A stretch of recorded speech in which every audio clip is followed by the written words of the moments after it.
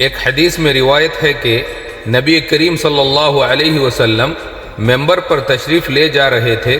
جب پہلے درجے پر قدم رکھا تو فرمایا آمین، پھر دوسرے درجے پر قدم رکھا تو فرمایا آمین، پھر تیسرے درجے پر قدم رکھا تو فرمایا آمین۔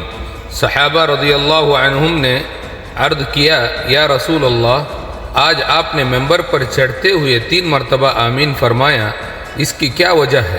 آپ صلی اللہ علیہ وسلم نے فرمایا، میرے پاس حضرت جبرائیل آئے اور انہوں نے کہا ہلاک ہو وہ شخص جس نے رمضان کا مہینہ پایا اور اپنی مغفرت نہ کرا سکا۔ تو میں نے کہا آمین۔ پھر دیگر 2 دعائیں بھی ذکر ہوئیں، والدین کو پا کر مغفرت نہ حاصل کرنے والا اور جس کے سامنے آپ صلی اللہ علیہ وسلم کا نام لیا جائے اور وہ درود نہ پڑھے۔